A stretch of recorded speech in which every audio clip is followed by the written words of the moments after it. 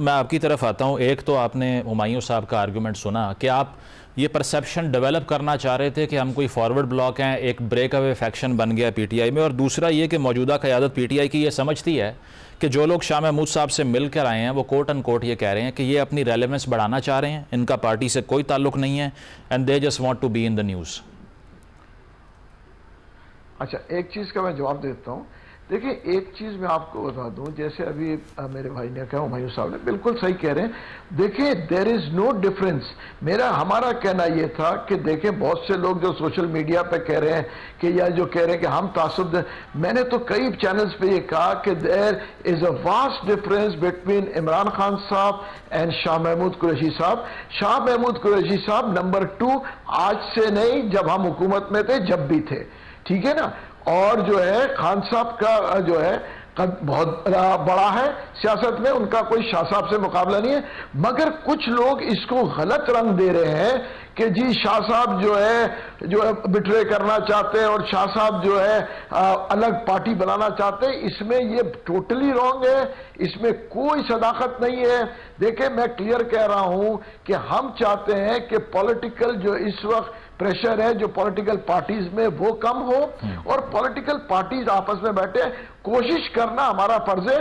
मेरा कहना यह है कि देखिए, अच्छाई के लिए कर रहे हैं, हमने पार्टी में रहे हैं, तो अगर आदमी कोशिश करता है बेहतरी के लिए तो उसमें यह भी ना समझे, मैं तो अपने लिए तो कहूंगा, मैं फवाद चौधरी, कि खुदा ना खास्ता यह भी नहीं है कि देखे जी मुझे वापस पार्टी में आना है, मैं सियासत छोड़ चुका हूं, मैं बड़े सुकून में बैठा हूं। मगर एक चीज फर्ज है कि अगर बेहतरी की तरफ हम आ सकते हैं, अगर हम क्या कह रहे हैं, शाह साहब क्या कह रहे हैं, ठीक है ना, वो भी यही कह रहे हैं। मेरी चौधरी साहब से भी मुलाकात हुई जेल में, ठीक है ना, वो क्या कह रहे हैं, वो कह रहे हैं हमने खत लिखा है हम। अच्छा, मेजॉरिटी मैं आपको बता दूं, मेजॉरिटी ये कह रहे हैं कि वो वायलेंस की सियासत को जो है तरजीह नहीं देते हैं। और ये पीटीआई में जब मैं भी था, आप हुमायूं साहब से भी पूछ लो, PTI was the only party जो वायलेंस से दूर दूर थी। देखिए, वायलेंस की और तशद्दुद की पार्टी दूसरी थी। PTI was never a violence and तशद्दुद की पार्टी जो है मुकाबले दूसरे के। लोगों को सबको पता है। महमूद साहब जब हल्फ लिया ना, जब हल्फ लिया था खान साहब ने, तो उन पर और आरिफ अलवी साहब दोनों पर एटीसी में मुकदमात थे पीटीवी हमला केस में। देखिए मुकदमात तो देखिए मैं आपको बताऊं हर एक के ऊपर लगते रहे हैं। नवाज शरीफ साहब पे भी मुकदमात बनते रहे, आसिफ जरदारी साहब पे भी मुकदमात बनते रहे। देखिए, नहीं, वो तो पॉलिटिकल विक्टिमाइजेशन। अच्छा महमूद साहब, मुझे एक बात क्लैरिफाई कर दें, मुझे एक बात क्लैरिफाई कर दें, जो एक्यूजेशन लग भी रही है ना, वो क्लैरिफाई कर दें। Is Shah Mahmood Qureshi acceptable for the establishment right now? देखिए, मैं ये नहीं कह सकता हूं कि एक्सेप्टेबल फॉर द एस्टैब्लिशमेंट। उसकी वजह यह है कि देखिए, मैं जो है कैसे कह सकता हूं किसको accept, I would say everybody is acceptable. देखिए, शाह महमूद कुरैशी साहब क्या खान साहब इज नॉट एक्सेप्टेबल। मुज़ाकरात की हम बात कर रहे हैं, खान साहब एक्सेप्टेबल नहीं है। नहीं, देखिए मैं तो ये नहीं कह रहा हूं कि खान साहब एक्सेप्टेबल नहीं है। आई वुड से कि देखें, पॉलिटिकल पार्टीज जो है बैठ के आज एक दूसरे को स्पेस देंगे। आज ये हुकूमत में है, कल कोई और आएगा, स्पेस एक दूसरे को देना मेरा कहना है हर पॉलिटिकल पार्टी का फर्ज बनता है। और ये लॉन्ग टर्म के लिए बड़ी खुशाइन बात होगी। आज कोई है, कल कोई और है। फॉरवर्ड ब्लॉक तो नहीं आ रहा, फॉरवर्ड ब्लॉक तो नहीं आ रहा कोई। नहीं, देखिए कोई फॉरवर्ड ब्लॉक की बात नहीं हो रही है, कोई ऐसी चीज। ये गलत इल्जाम जो है शाह साहब पे लगा के मुझे बहुत अफसोस है।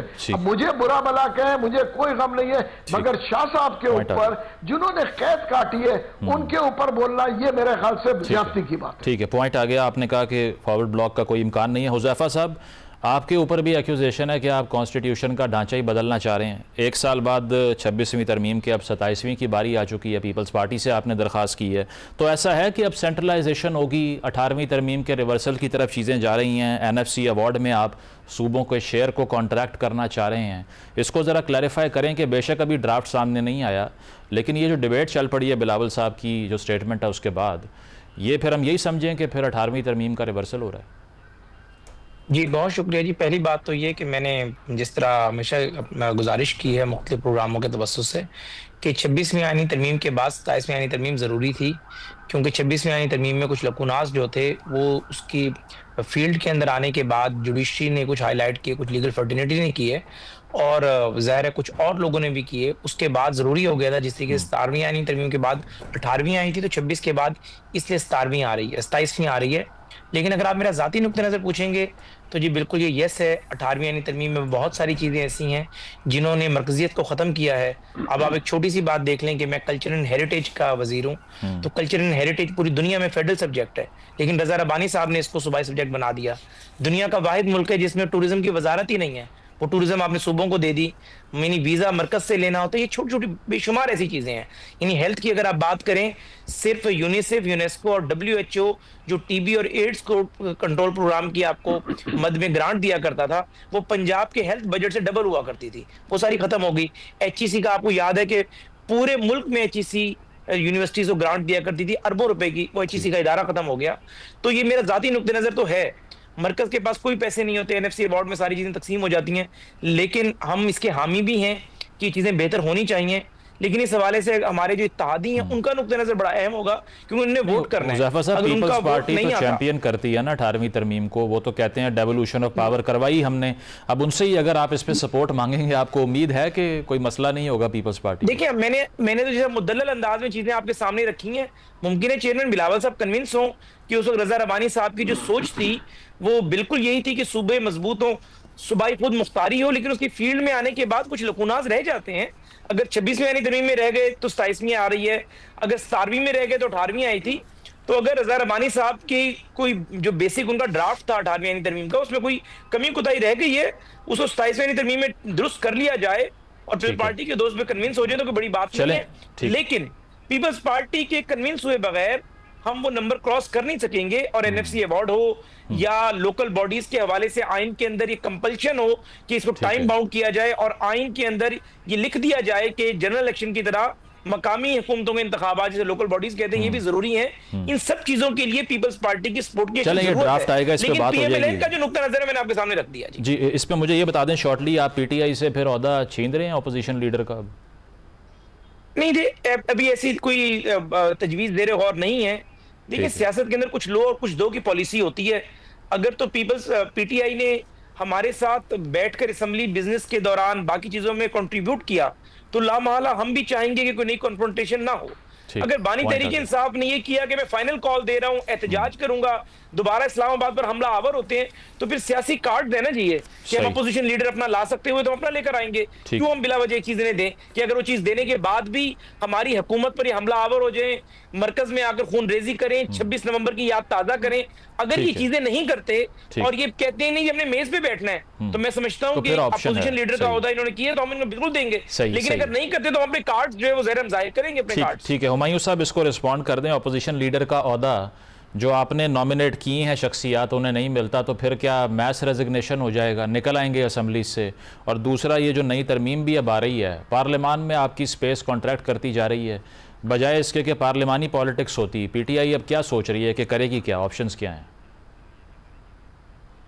देखिए, पाकिस्तान तहरीक इंसाफ ने पार्लियामानी सियासत जो देखो सियासत होती है ना, उसके दो चीज़ें होती हैं। एक, आप इलेक्ट हो जाते हैं, पार्लियामेंट में आते हैं और उस चीज़ को आगे लेकर जाते हैं। दूसरा, आप किसी वजह से पार्लियामेंट में नहीं आ सकते, दैट डजंट मीन कि आप अपनी सियासत उस नुक्ते पे कर नहीं सकते।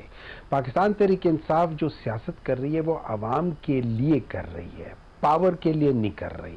पाकिस्तान तहरीक इंसाफ का जो लीडर इमरान खान वाहिद लीडर है जिसने 2 असेंबलीज को डिसॉल्व करके कहा मैं वापस अवाम के पास जाके उनसे मैंडेट लेना चाहता हूं। आगे चोरों से, आप डाकुओं से इंसान का वास्ता पड़ जाता है, जो किया होता है वो लुट जाता है, लेकिन कोई मसला नहीं, हम दोबारा उसके लिए करने को तैयार है। लेकिन मैं आपको एक बात बता दूं, ये जो अभी बिलावल भुट्टो के ट्वीट की वजह से जो डिबेट 27वीं तरमीम की है ना, और जिसको हुज़ैफा साहब थोड़ा सा डिफेंड करना चाह रहे, देखिए एक बात याद रखिए, 17वीं तरमीम में कमी रह गई थी, 18वीं तरमीम आई है नहीं। 18th अमेंडमेंट का टोटल जो कॉन्सेप्ट था ना, वो बाकी सबसे फर्क था। उसमें डेवोल्यूशन ऑफ पावर की तरफ गए थे और 58(2)B वगैरह को खत्म करके सारी चीजें सूबे में कर दिया। अब उसके अंदर क्या प्रॉब्लम्स है? डेफिनेटली है, लेकिन अब उस प्रॉब्लम्स को एड्रेस करने के लिए जो 26वीं तरामीम आई है, ये उनको एड्रेस नहीं कर रही। 26वीं तरामीम का कॉन्सेप्ट फर्क है। तो 27वीं हम लोगों ने बेसिकली क्या किया है, सुन ले, 26वीं तरामीम में हमने बेसिकली क्या किया? स्टेप वन में हमने जुडिशरी का सत्यानाश किया, उससे सारी पावर्स ले ली, उससे इंडिपेंडेंस ले ली। उसके अंदर हमने चेंजेस लिया कि अभी एग्जीक्यूटिव जो है ना, उसके नंबर ज्यादा हैं।